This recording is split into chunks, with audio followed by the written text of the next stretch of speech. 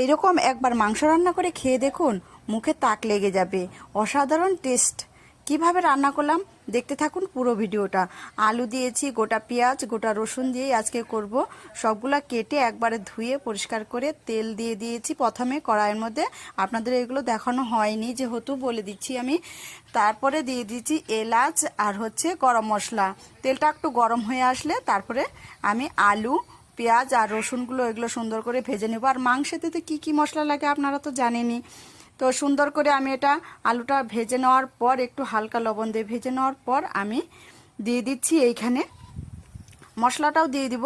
তারপরে দিয়ে দিচ্ছি গ্রিন চিলি সস, দিয়ে দিব রেড চিলি সস, তারপরে টমেটো সস দিয়েছি। দিয়ে সুন্দর করে বেশ করে কষাতে হবে। আর আগে থেকেই আমি মাংসটা লবণ, হলুদ দিয়ে আর একটু হালকা তেল দিয়ে মেখে নিয়েছি। আর এটাকে এখন দিয়ে দিচ্ছি আলুর উপরে। বেশ করে কষানোর পর একটু পরিমাণ ঝোল দিয়ে দেবো। ঝোলটা যখন শুকিয়ে আসবে তখন আমি গরম মশলার গুঁড়ো দিয়েই নামিয়ে ফেলবো। বেশি পরিমাণ জল দিতে যাবেন না, খেতে কিন্তু একদমই ভালো লাগবে না। কি তাহলে এই রকম মাংস রান্না করে খেয়ে দেখবেন, অসাধারণ টেস্ট। আমি তো রান্না করে নিলাম, আপনারাও একবার রান্না করে দেখুন, খেতে কিন্তু অসাধারণ টেস্ট, অসাধারণ।